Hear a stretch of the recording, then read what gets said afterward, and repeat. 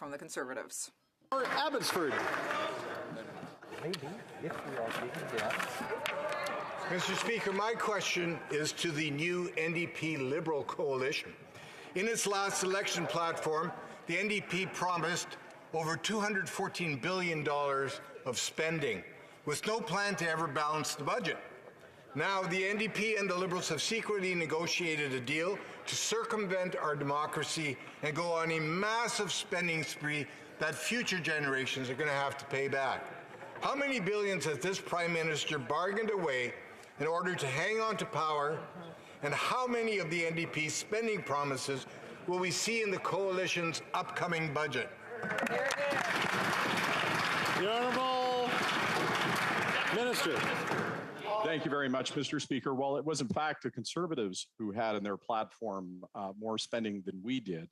But I think what's difficult watching some of the reactions on the other side, Mr. Speaker, is just how irresponsible the positions they're taking are. We actually saw the leader of the official opposition say that somehow us working with other parliamentarians constituted supporting Vladimir Putin.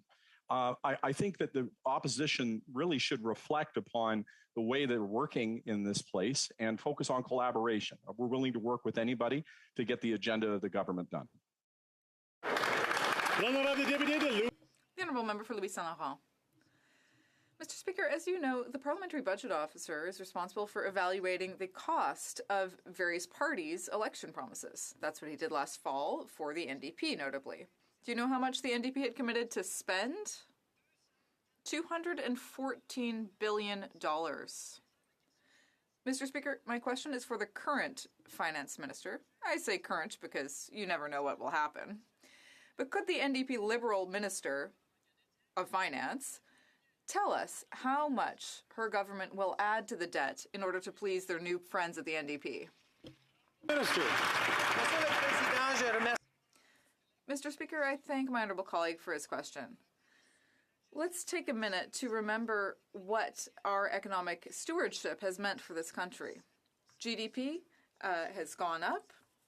We recovered 112% of the jobs lost during the pandemic.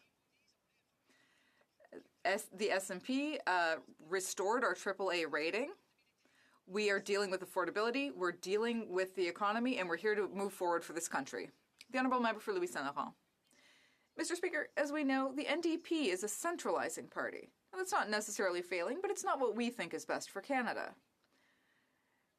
So the new Liberal NDP government will be centralizing too, and that's going to lead to disputes with the provinces, which we certainly don't need. My question is for the government minister, not the minister for Rosemont-la-Petite-Patrie. Can they tell us which programs will be imposed on Quebec by the new coalition government? The Honourable Minister.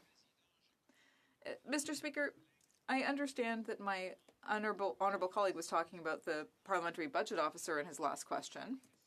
I think it's interesting to note that that same person, the PBO, said that the Conservative Party, in their platform in the last election, was going to spend more money than we will be investing in helping Canadians. I understand that our conservative friends are frustrated that the toxic atmosphere of Parliament is probably coming to an end, but we are here working to deliver for Canadians. That's what we're going to be doing in the coming years, and we're looking forward to working with all parties in this House.